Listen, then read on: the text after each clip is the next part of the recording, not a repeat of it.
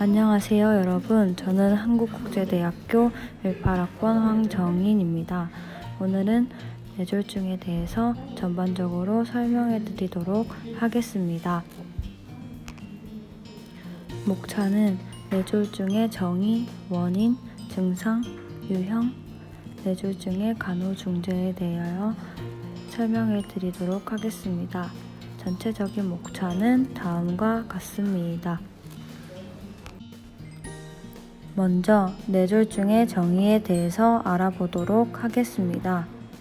뇌졸중이란 뇌졸중 또는 중풍으로 알려져 있으며 뇌의 갑작스런 혈류 감소로 인해 중추신경계에 장애가 오는 응급상황을 포괄하는 용어입니다. 심장마비와 증상이 비슷하고 뇌혈관이 색전이나 혈전, 죽종에 의해 폐색되거나 출혈이 생겼을 때 발생합니다. 뇌졸중의 원인에 대해서 알아보도록 하겠습니다. 뇌졸중은 뇌혈관이 색전이나 혈전, 죽종에 의해 폐색되거나 출혈이 생겼을 때 발생합니다. 뇌졸중의 위험 요인으로는 다음과 같습니다. 조절 가능 인자와 조절 불가능한 인자가 있는데 조절 가능 인자는 고혈압, 당뇨, 고지혈증, 음주, 흡연, 비만, 심장질환, 운동 부족 등이 있습니다. 조절 불가능 인자는 고령의 나이, 남성의 성별, 뇌졸중 가족력 및 과거력 등이 있습니다. 뇌졸중의 약 85%가 뇌경색, 15%가 뇌간 또는 거미망 및 출혈 또는 다른 원인에 의해 발생합니다. 뇌졸중은 단독질환으로 국내 사망 원인 1위에 해당하는 질병이었지만 사망률은 점차 감소하여 최근 뇌졸중 후 생존율이 약 85%에 이르고 있습니다. 뇌졸중의 위험 요인으로는 앞에서 말했듯이 고혈압, 가족력, 당뇨병, 심질환, 고지혈 등이 있고 또한 비만, 좌식 생활 양식, 수면 무호흡증, 위해 물질이나 알코올 오남용, 최근의 바이러스나 세균 감염, 흡연, 스트레스, 콜레스테롤 혈증, 구강 피임약 등이 뇌졸중의 위험 요인을 증가시키는 요인입니다. 뇌졸중의 위험 요인은 나이, 성인종, 유전과 같은 수정 불가능한 요인과 질환들이나 생활 습관 같은 수정 가능한 요인들이 있습니다. 뇌졸중 위험을 증가시키는 가장 중요한 요인은 심장질환, 당뇨, 일과성 허혈 발작, 고혈압, 흡연 등으로 치료를 통해 뇌졸중으로 전개되는 것을 예방하는 것이 중요합니다. 만약 2가지 이상의 위험 요인이 동시에 존재하면 뇌졸중에 걸릴 확률이 훨씬 증가합니다. 뇌졸중은 55세 이상이 되면 위험성이 약 2배 증가하는데 3분의 2가 65세 이상에서 발생하며 뇌졸중의 조기 증상에 대하여 설명해 드리도록 하겠습니다. 증상으로는 편측 마비, 통증 없이 한쪽 팔, 다리에 마비가 발생합니다. 시각장애, 눈앞에 사람이나 물건이 2개로 겹쳐 보이는 현상입니다. 언어 지각장애, 감각성 실어증, 운동성 실어증 등의 증상이 나타납니다. 감각성 실어증이란 깨우지 않으면 자꾸 자려고 하고 여러 번 깨워야 겨우 일어나는 의식장애 증상과 깨워도 일어나지 못하고 불러도 눈을 뜨지 못하는 현상이 나타납니다. 운동성 실어증은 말을 유창하게 하나 상대방의 말을 이해하지 못하고 상대방의 말은 이해하나 말하고 싶은 대로 말이 잘 나오지 않고 상대방의 말을 이해하지도 못하고 말도 하지 못하는 현상이 일어납니다. 또 말이 제대로 나오지 않아 더듬거리거나 발음이 부정확하여 듣기 어렵습니다. 또 어지럼증과 심한 두통의 증상이 나타납니다. 순간 주저앉을 정도로 몸의 중심을 잡지 못하거나 심하게 어지럽습니다. 심한 두통 증상은 일생에 한 번도 경험해 보지 못한 심한 두통 증상이 나타납니다. 일과성 뇌허혈 발작 증상이 나타납니다. 48시간 이내 재발할 위험이 높은 뇌졸중의 전조 증상으로 재발 시 마비 회복이 되지 않고 뇌경색이 진행될 수 있어 즉시 병원으로 가시는 것이 좋습니다. 뇌졸중의 종류는 일반적으로 허혈성과 출혈성으로 구분되며 허혈성은 다시 혈전성과 색전성으로 나눌 수 있습니다. 혈전성 배색은 뇌 혈관으로부터 유리된 혈전으로 발생하며 색전성 배색은 심방세동과 같은 심장질환, 종양 등으로 인해 발생합니다.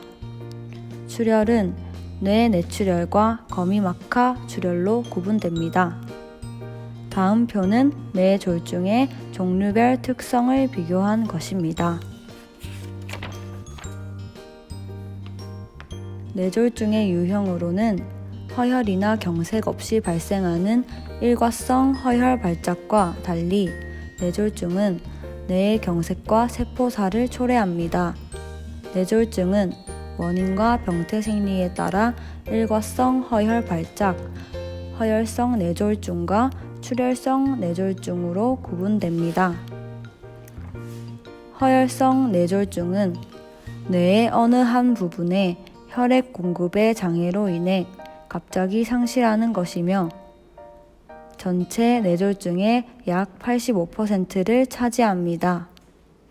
일과성 허혈 발작은 흔히 허혈성 뇌졸중의 전조 증상이며 허혈성 뇌졸중은 다시 혈전성 뇌졸중과 색전성 뇌졸중으로 나뉩니다. 혈전성 뇌졸중이란 혈전성 뇌졸중은 혈관벽 손상 부위에 혈괴가 형성되어 발생되며 혈관 직경이 좁아지면 혈관이 막히고 경색이 일어납니다. 혈전증은 육상경화성 플라크로 인해 좁아진 혈관에 쉽게 형성됩니다. 혈전성 뇌졸중은 가장 흔한 뇌졸중의 원인입니다. 색전성 뇌졸중은 전체 뇌졸중에서 두 번째로 흔한 형태입니다. 심장의 질환으로 인해 발생하며 가장 관련성이 높은 심장질환은 심방세동이고 그 외에 심근경색, 심실혈전증, 우렬성 심부전, 심내막염, 류마티스성 심질환, 인공판막 개치술 등이 있습니다. 출혈성 뇌졸중이란 뇌졸중의 약 15%를 차지하며 뇌혈관이 파열되는 뇌실질 뇌출혈과 거미막류 출혈을 일으키는 뇌동맥류가 있습니다. 뇌뇌출혈이란 모든 뇌졸중의 약 10% 정도입니다. 뇌후가 나쁘며 30일 사망률이 40에서 80%에 이르고 첫 48시간 이내 약 50%가 사망에 이릅니다. 거미막 및 뇌출혈, 뇌동맥류는 거미막 및 공간에 생기는 출혈로 가장 흔한 원인이 윌리스환에 생긴 동맥류의 파열입니다. 뇌동맥류는 뇌의 동맥이 주머니처럼 늘어나거나 확장된 것을 말합니다. 다음은 뇌졸중 치료에 대해서 설명해 드리도록 하겠습니다. 먼저 일과성 허혈 발작의 관리에 대하여 설명하겠습니다. 일과성 허혈 발작이 뇌졸중으로 진행되는 것을 막는 것이 치료 목표입니다. 항고혈압제나 혈소판 응집 억제제, 아스피린, 클로피다인을 사용합니다. 허혈성 뇌졸중 관리의 급성기 관리에 대해서 설명해 드리겠습니다. 급성기 중재의 목표는 생명을 구하고 더 이상의 뇌 손상을 예방하며 장애를 감소시키는 것입니다. 또 즉시 혈전 용해제 치료를 받지 않는 경우는 수축기 혈압이 220mmHg 혹은 이완기 혈압이 120mmHg 이상으로 심각하게 상승된 경우에만 혈압 하강제 처방을 추천합니다. 급성 뇌졸중에서 주로 라베타롤, 니카디핀 같은 항고혈압제를 정맥 주사합니다. ICP 상승은 흔히 출혈성 뇌졸중과 관련이 있지만 허혈성 뇌졸중에도 발생합니다. 뇌 부종으로 인한 ICP 상승은 고개 75시간에서 제고를 당하여 뇌 탈출을 초래할 수 있습니다. 증가된 ICP에 대한 치료는 정맥 배출을 증가시키는 데 중점을 둡니다. 다음은 출혈성 뇌졸중의 관리에 대해 설명해 드리도록 하겠습니다. 급성기 관리로는 출혈성 뇌졸중의 치료 목표는 생명을 보존하고 재출혈을 예방하는 것입니다. 재출혈을 예방하기 위해 절대 안정을 취해야 하며 조용한 환경을 유지하도록 해야 합니다. 두개 내 출혈은 고체온증이 동반됩니다. 고체온증은 뇌의 산소 이용을 증가시키므로 해열제가 처방될 수 있습니다. 또한 체온을 낮추기 위하여 저온 담요나 얼음팩 등이 필요합니다. 열을 낮추는 과정에서 오하는 산소 소비량과 두개 내압을 상실시킬 수 있으므로 피해야 합니다. 출혈성 뇌졸중의 약물요법은 다음과 같습니다. 출혈성 뇌졸중 환자에게 항응고제와 혈소판 응집 억제제는 사용 금기입니다. 약물요법에는 최근 항섬유소 용해제인 EACA를 많이 사용하고 있습니다. 이 약물은 경구 또는 비경구적으로 투여되며 응고장애가 있는 사람에게는 금기입니다. 다음은 뇌졸중 환자의 간호중재에 대하여 자세히 설명해 드리도록 하겠습니다. 뇌졸중 환자의 간호중재에서는 호흡기계 관리가 중요합니다. 뇌졸중의 급성기에는 호흡기계 관리가 우선순위가 됩니다. 응급실에 도착하면 기도의 개방성을 유지하면서 산소를 공급합니다. 색전을 유발할 수 있는 심실세동과 같은 심장질환의 여부를 사정하고 혈압을 적절하게 유지합니다. 호흡정지가 예측되거나 심각한 뇌졸중이 발생한 경우에는 기관 내 삽관과 기계적 환기를 해줍니다. 기도 개방 유지와 산소 공급, 그리고 기관지 분비물을 자주 제거해주고 흡인되지 않도록 고개를 옆으로 돌려주는 것이 중요합니다. 신경계 관리로는 다음과 같습니다. 뇌졸중의 손상 정도, 두개 내압 상승, 뇌혈관 경련 등의 변화를 살펴보기 위해 신경학적 상태를 관찰합니다. 신경학적은 GCS를 이용하여 의식상태, 동공반응, 사지 움직임과 근력 등으로 평가합니다.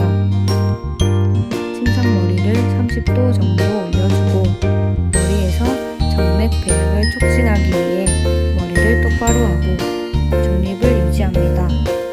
목과 둔부가 과도하게 굴곡되지 않도록 하는 것이 중요합니다. 두개 내압의 증가는 후에 더 큰 허혈성 뇌졸중을 발생할 수 있으므로 만리톨 같은 삼투성 이뇨제를 투여하여 두개 내압을 낮추고 PaCO2 분압을 30에서 35mmHg로 유지하며 저산소증이 오지 않도록 해야 합니다.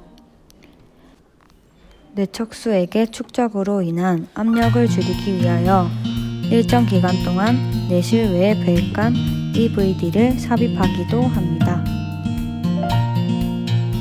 심혈관계 관리로는 수분 정체, 탈수, 혈압의 변동으로 심장 기능이 약화될 수 있습니다.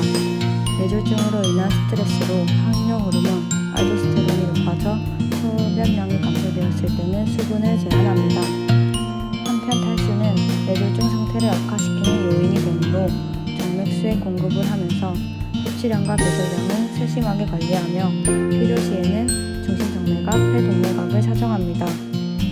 뇌졸중 발생 후 약하거나 마비된 사지로 인해 부동, 혈관 상태 악화, 다리 근육의 수축력이 감소되면 혈전성 정맥염의 위험이 높아지는데 혈전성 정맥염의 가장 효과적인 예방은 환자를 운동시키는 것입니다. 혈압이 너무 높거나 낮은 것은 뇌의 관리를 감소시켜 혈압을 낮추어야 할 때는 점차적으로 낮추어야 합니다. 항고혈압의 치료는 수축기 혈압이 220mHg 이상이거나 무항기 혈압이 120mHg 이상인 경우가 있다면 고려합니다. 피부 관리로는 실금, 감각 상실, 혈액순환 장애, 부동, 영양 부족, 탈수, 부종 등으로 피부 손상이 위험성이 높아집니다. 피부 손상 예방 강화는 체위 변경, 특수 침대 사용, 압박 부위 완화를 위한 쿠션을 이용합니다. 비상적 체위 변경은 2시간마다 치기, 앙하이, 치기를 취해주고 마비측으로 누울 때는 체중에 의해 손상된 사지가 눌리지 않도록 주의하며 30분 이상 적용하지 않습니다. 피부가 붉어져서 자세를 바꾸었는데도 정상 혈색으로 돌아오지 않으면 표피와 진부 손상을 의심하고 그 부위는 마사지하지 말고 자주 관찰합니다. 발 뒤꿈치 압박을 방지하기 위해 하지 못해 베개를 놓아주는 것이 또 중요합니다. 소화기계 관리로는 뇌졸중 환자는 음식과 수분을 고강도로 섭취할 때 흡인, 구토, 질식이 생길 위험이 있으므로 첫 24시간, 48시간은 금식을 시킵니다. 수분과 전해질 균형을 위해 정맥으로 수액을 공급하고 48시간 이후에도 음식 섭취가 어려우면 위관 영양이나 정맥요법을 수행해야 합니다. 처음으로 경구로 음식을 제공할 때는 서랍자로 인두의 뒤편을 자극해서 구역 반사의 손상 여부를 확인하고 반사가 없는 사람은 금식하고 연화를 자극하는 운동을 시작합니다. 식사가 가능하면 자의를 취해주고 삼키기 쉬운 운동을 제공하고 구강 간호를 통해 감각 인지 능력 및 타액 분비를 높입니다. 변비가 흔히 올 수 있으므로 환자의 배변 시간을 정기적으로 정해두고 평소 배변 습관에 맞춰 변기를 제공하며 금기가 아니라면 1일 수분 섭취량이 약 1800에서 200ml가 되도록 격려합니다. 고섬유식을 제공하며 처방에 따라 변 완화제를 제공합니다. 신체 활동을 높이는 것도 중요합니다. 요로의 관리로는 다음과 같습니다. 의식 수준의 변화, 신경 손상, 배변 욕구의 표현 능력 상실로 요실금이 올 수 있습니다. 위치 도뇨가는 요로 감염 및 방광 재훈련이 늦어짐으로 피하고 필요시에는 간헐적 도누를 시행해야 합니다. 적절한 수분 공급과 2시간마다 변기나 이동 변기를 이용해서 소변을 보도록 하는 것이고 배뇨 욕구를 표현하는 능력이 소실된 경우 배뇨 욕구를 나타내는 증상과 징후를 파악하는 것이 중요합니다. 다음은 뇌졸중 간호의 주의사항입니다. 읽어보시고 참고하시면 좋습니다. 지금까지 들어주셔서 감사합니다.